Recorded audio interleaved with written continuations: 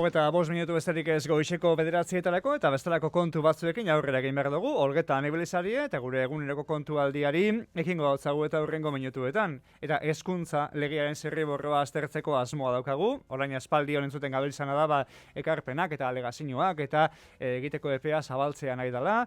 PSek egin dago eskaria, Elkarrekin Podemosek egin dago eskaria eta Jaurlaritza prest dago antzabanez atzeko horixe epe hori be. Zirriborroa lehengo astean aurkeztu eben eta batzuk eta besteak badabil zeretxia moten, ekarpenak egiten eta bar.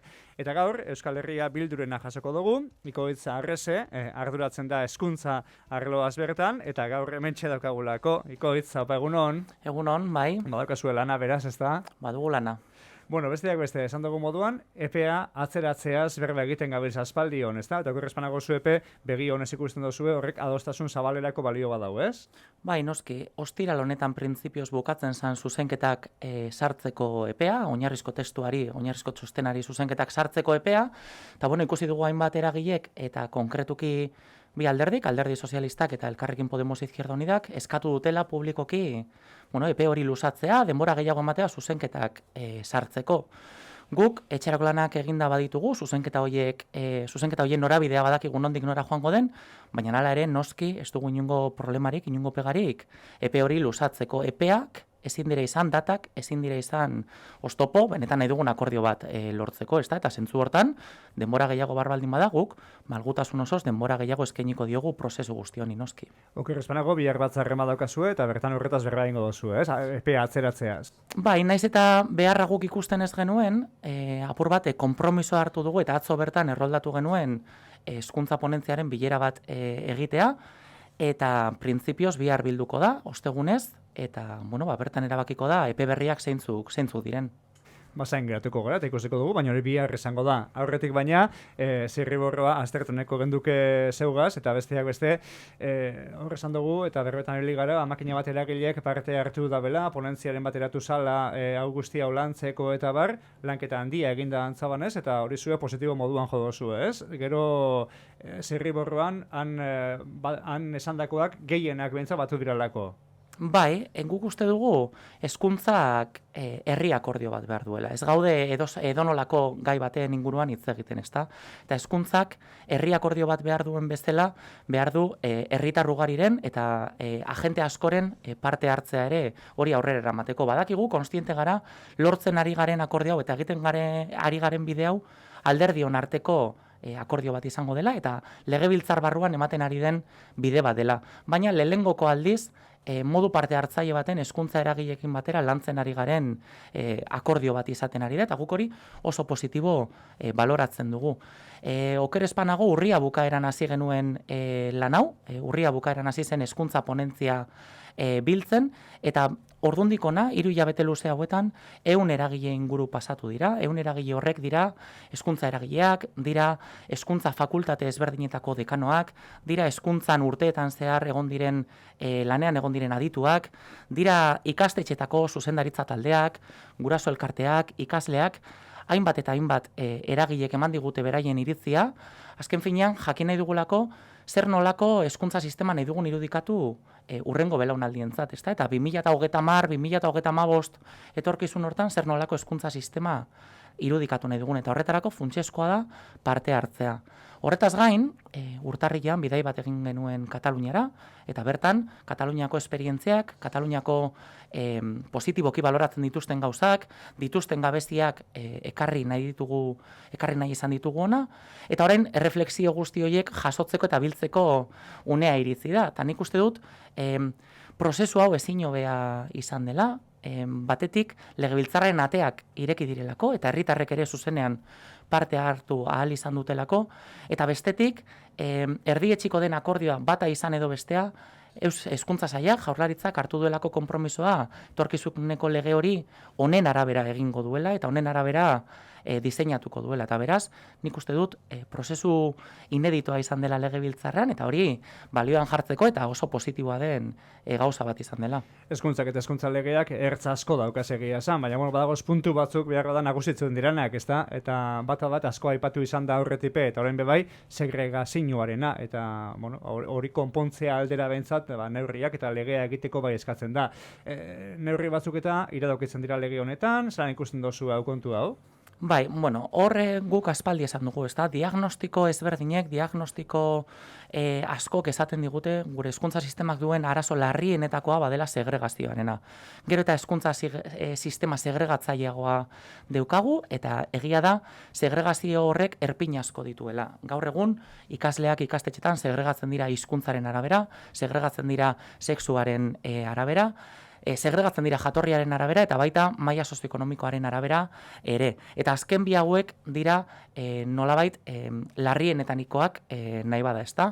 Gure hezkuntza sistemak maila sozioekonomikoaren arabera eta jatorriaren arabera bi abiaduratako sistema bat sortu du azken urteetan aurrera eraman diren politiken ondorioz, eta bada momentua horren inguruan neurri tinkoak hartzeko, neurri zuzentzaile tinkoak behar ditugu segregazioari aurre egiteko.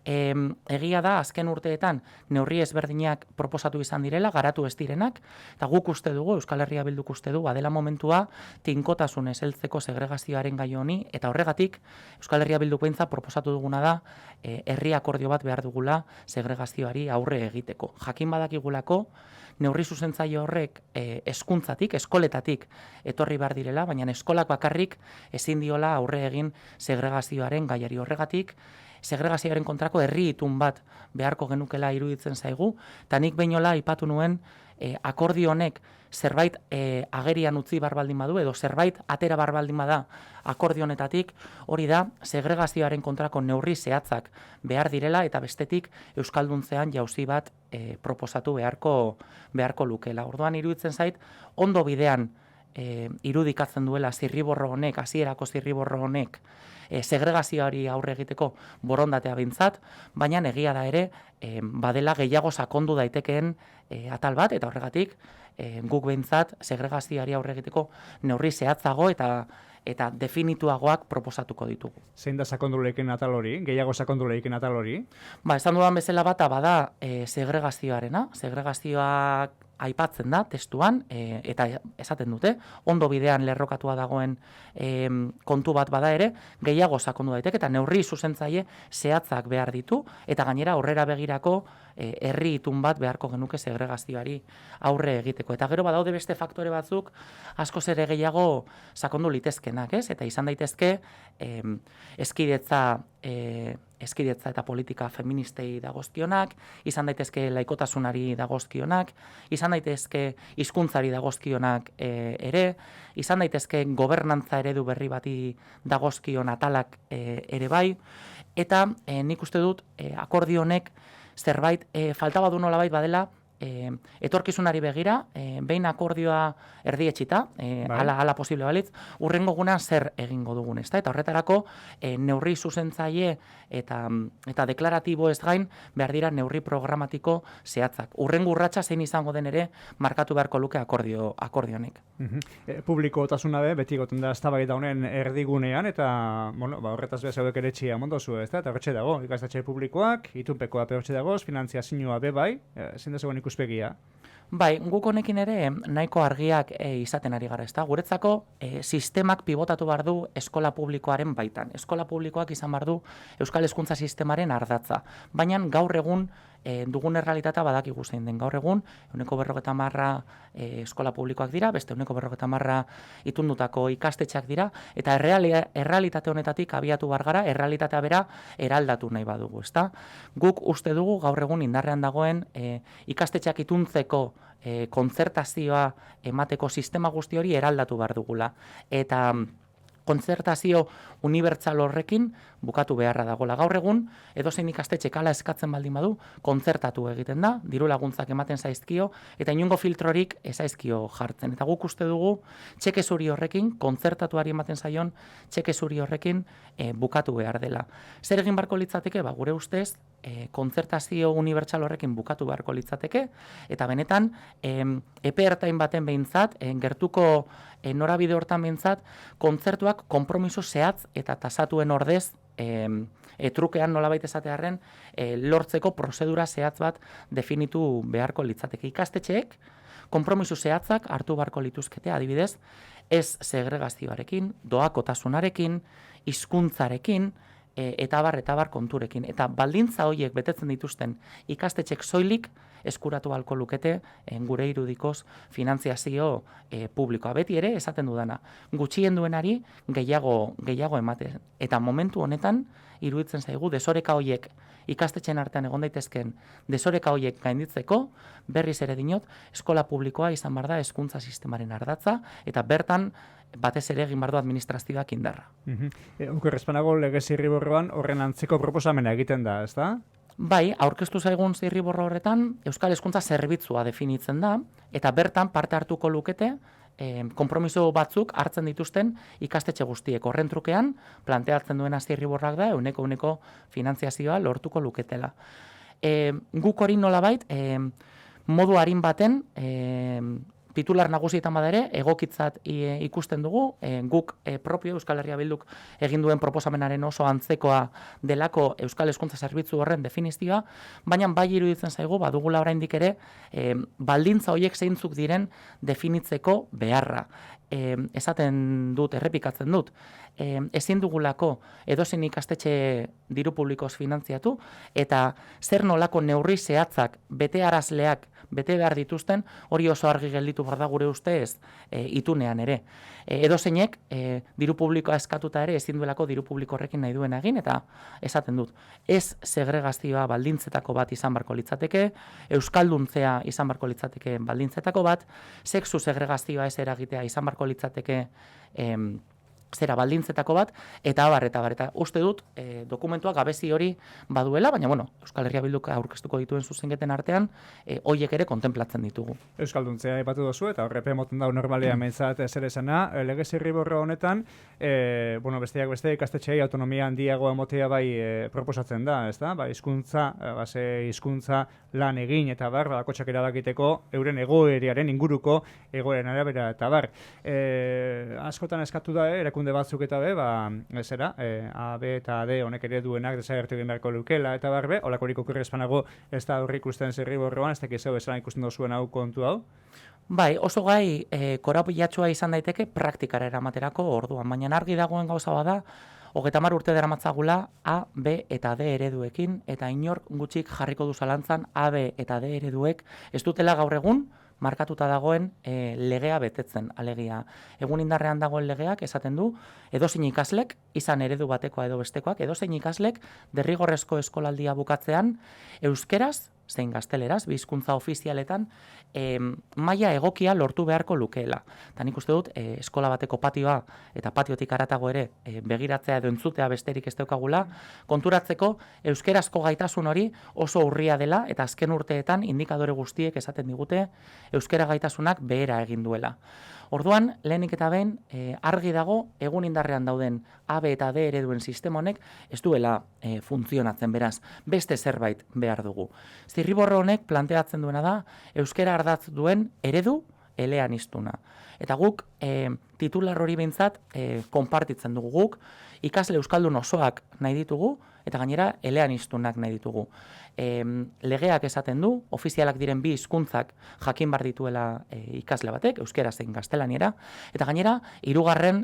Hizkuntza bat jakin beharko lukeela, maila nahikoan behintzat. Hizkuntza hori ingelesa den, Gipuzkoako zonalde batzuetan frantsesa den, edo bestelakoa den, hori hitz egin beharko genuke gehiago, baina argi gelditu behar dena da, legea bete behar dela, eta horrek ekartzen du, ikasle orok bere derrigorrezko eskolaldia bukatzen duenean, 16 urte ingururekin bukatzen duenean, euskaraz zein gaztelanierazko gaitasun ona eskuratu behar duela. Eta horretara joan barko ginateke. Eta nik uste dut, zirriborronek horren inguruan egiten duela definizio egoki bat, baina baliteke bestelako neurri konkretuago batzuk ere zehaztasun handiagoak jarri bar izatea, landu bar izatea. Eta noski, malgua izan bar da eredu hori, ez delako berdina Bizkaiko Lekitxoko eskolako egoera edo Bilboko Santutxu auzoko eskolako egoera, ezta? Eta beraz, hizkuntz proiektua ere ezberdin izango da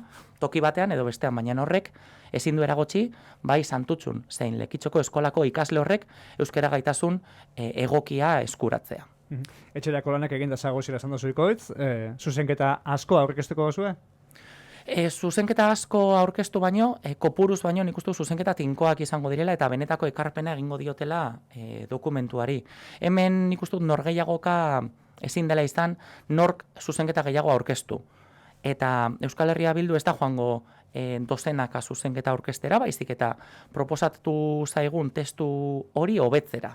Guk iragan astean testu hau zirriborra publiko egin zenean, esan genuen iruditzen zitzaigula bazituela elementu nagusiak, eragileek ponentziatik aipatu dituzten elementu nagusiak jasotzen zituela iruditzen zitzaigula, eta hala da. Eta orain joango garena da, Euskal Herria Bilduk egingo duen ariketa, egiten ari garen ariketa da, elementu nagusi horiek gehiago definitzen joango gara, gehiago zehazten joango gara. Badakigu ere, akordio bat lortzeko, norberak dituen helburu, ehuneko helburu horiek ezin izango direla beti bete, baina akordioaren izenan nik uste dut denok utzi beharko dugula zerbait etxean, baina posible izango dela akordio urteetan irango duen akordio bat lortzea. Zelako edo zenbateko akordioa izan leikela uste oso, alderdien artean?